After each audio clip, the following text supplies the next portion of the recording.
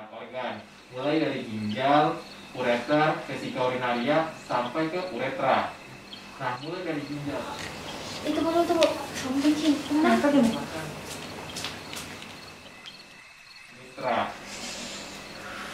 Ren dextra itu dia letaknya lebih rendah di Ren dextra itu dia letaknya lebih rendah dibandingkan ren sinistra, dikarenakan pada bagian ren dextra, pada bagian atas ini. Aduh, kencing lagi tuh mana? Kencing terus kau.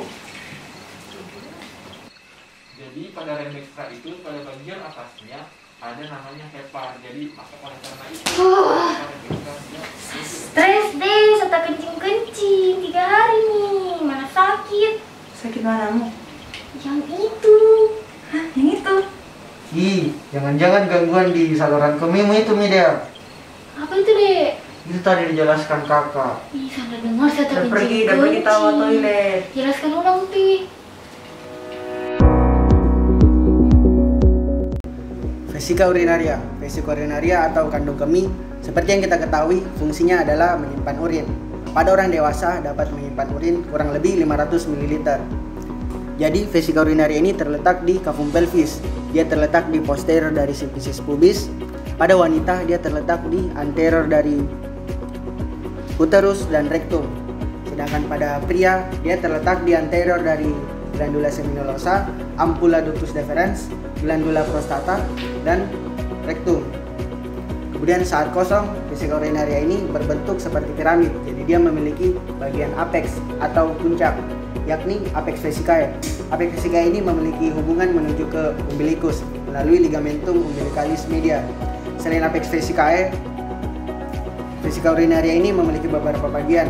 Ada bagian fundus, corpus, dan bagian column vesicae. Kemudian untuk lapisan-lapisan dari vesika urinaria terdiri dari beberapa bagian. Ada yang paling luar adalah tunica fibrosa, yang di tengah ada tunica muscularis yang terdiri dari otot-otot polos yaitu musculus detrusor vesicae. Dan yang paling dalam adalah tunica mucosa. Tunica mucosa ini dilapisi oleh epitel transitional. Kemudian di bagian dalam dari vesika urinaria terdapat trigonum vesicae yang berbentuk segitiga yang puncaknya ada di bawah. Trigonum vesicae ini dibentuk oleh 2 ostium ureteris dextra et sinistra yang merupakan muara dari ureter yang membawa urin dari ginjal menuju ke vesika urinaria. Kemudian yang paling bawah dia terdiri dari ostium uretrae internum yang akan menuju ke uretra. Uretra pada laki-laki dia panjang kurang lebih 20 cm, terdiri dari beberapa bagian. Ada uretra pars intramuralis, uretra pars prostatica, uretra pars membranacea, dan ada uretra yang berjalan di corpus spongiosum dari penis, yaitu uretra pars spongiosa. Sedangkan pada wanita, uretranya dia pendek, kurang lebih 4 cm. Uretra pada laki-laki dan pada perempuan, dia akan menuju ke ostium uretrae externum, yang akan menuju ke luar tubuh. Selanjutnya, vaskularisasi dan inervasi vesika urinaria. Vesika urinaria mendapatkan suplai darah melalui arteri vesikalis superior dan arteri vesikalis inferior. Arteri-arteri ini merupakan percabangan dari arteri iliaca interna. Gambar berikut merupakan percabangan dari arteri iliaca interna yang bisa kita bagi menjadi 2 kelompok besar, yaitu bagian trunkus posterior dan bagian trunkus anterior yang akan menyalurkan darah ke vesika urinaria. Arteri vesikalis superior akan menyuplai darah ke bagian apex dan bagian korpus vesika urinaria. Sedangkan arteri vesikalis inferior atau yang pada wanita disebut arteri vaginalis akan menyuplai darah ke bagian fundus dan bagian kolum dari vesika urinaria. Pembuluh darah vena yang berasal dari vesika urinaria akan bersatu dan membentuk anastomosis yang disebut plexus vesikalis. Plexus vesikalis ini selanjutnya akan bermuara ke dalam vena iliaca interna. Kemudian untuk inervasinya. Yang pertama untuk saraf eferen atau motorik. Saraf eferen ini kita bagi menjadi serabut saraf simpatis dan serabut saraf parasimpatis. Serabut saraf simpatis keluar melalui medula spinalis pada segmen torakal 12 sampai dengan lumbal 2 yang akan membentuk plexus hypogastricus. plexus hypogastricus akan merangsang terjadinya relaksasi dari musculus detrusor vesica dan kontraksi dari musculus sphincter urethra internus. Musculus detrusor vesica kita ibaratkan sebagai pompa yang akan memompa agar urin keluar dari vesika urinaria. Sedangkan musculus sphincter urethra internus kita ibaratkan sebagai kunci yang akan mencegah agar urin tidak keluar dari vesika urinaria. Sehingga, jika terjadi rangsangan simpatis, maka urin akan tertahan di dalam vesika urinaria. Jika vesika urinaria telah penuh, maka akan terjadi rangsangan parasimpatis. Serabut saraf parasimpatis keluar melalui medula spinalis pada segmen sakral 2 sampai dengan sakral 4 dan akan menjadi nervus pelvicus dan nervus pudendus. Nervus pelvicus akan merangsang terjadinya kontraksi pada musculus detrusor vesica dan relaksasi dari musculus sphincter urethra internus, sehingga urin akan dipompa untuk keluar dari vesika urinaria dan menuju uretra. Selanjutnya ada nervus pudendus. Nervus ini merupakan saraf somatik yang kerjanya kita sadari.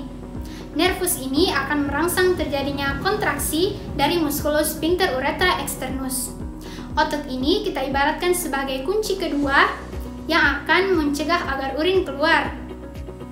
Dengan kata lain, jika terjadi inhibisi pada nervus pudendus, maka musculus sphincter urethra externus akan relaksasi dan urin akan dikeluarkan sehingga terjadilah proses mixing. Selanjutnya untuk saraf aferen atau sensorik. Jika terjadi stimulus, misalnya ada overdistension atau peregangan yang berlebihan maupun infeksi pada vesika urinaria, maka stimulus ini akan ditangkap oleh reseptor pada saraf simpatik dan saraf parasimpatik. Stimulus ini selanjutnya akan dibawa naik ke otak melalui tractus spinothalamicus. Hal ini yang akan dirasakan sebagai referred pain atau nyeri yang menjalar. Oh, begitu. Jadi kau itu kayaknya ada infeksi saluran kemih atau ISK. apa itu ya, Kak? Infeksi saluran kemih atau ISK adalah infeksi yang terjadi pada saluran urinarius atau saluran kemih, mulai dari ginjal, ureter, vesika urinaria sampai ke uretra. Secara anatomis, infeksi saluran kemih dibagi menjadi dua, yaitu infeksi saluran kemih bagian atas yang disebut juga dengan pyelonefritis yang terjadi pada daerah ginjal, dan yang kedua adalah infeksi saluran kemih bagian bawah atau disebut juga dengan sistitis yang terjadi pada daerah vesika urinaria. Infeksi saluran kemih sering terjadi pada wanita dibandingkan pria karena ada beberapa hal yang menyebabkan wanita lebih sering terkena infeksi saluran kemih. Hal yang pertama adalah panjang dari uretra wanita lebih pendek dibandingkan uretra dari pria, di mana panjang uretra wanita itu 4-5 cm, sehingga memungkinkan bakteri dari luar tubuh masuk ke dalam vesika urinaria melalui uretra karena panjang dari uretra yang cukup pendek. Selanjutnya adalah berkaitan dengan hygiene pada wanita itu sendiri, di mana kita ketahui bersama muara dari uretra, vagina, dan anus itu saling berdekatan sehingga memungkinkan bakteri yang berasal dari rektum dapat berpindah masuk ke dalam uretra sampai ke vesika urinaria sehingga menyebabkan infeksi pada mukosa vesika urinaria tersebut. Bakteri yang paling sering menyebabkan infeksi saluran kemih adalah bakteri E. coli yang merupakan flora normal pada usus atau saluran cerna. Ketika bakteri E. coli masuk ke dalam vesika urinaria, menyebabkan infeksi atau peradangan pada mukosa vesika urinaria sehingga mukosa vesika urinaria tampak eritema, edema, dan hiperresponsif atau sangat sensitif. Ketika terjadi pengisian urin dari ureter masuk ke dalam vesika urinaria, mukosa dari vesika urinaria itu sangat sensitif atau sangat responsif sehingga mengakibatkan rangsangan untuk berkemih yang timbul secara berulang-ulang. Jadi, kamu telah tahu kan apa itu infeksi saluran kemih dan bagaimana terjadinya infeksi saluran kemih?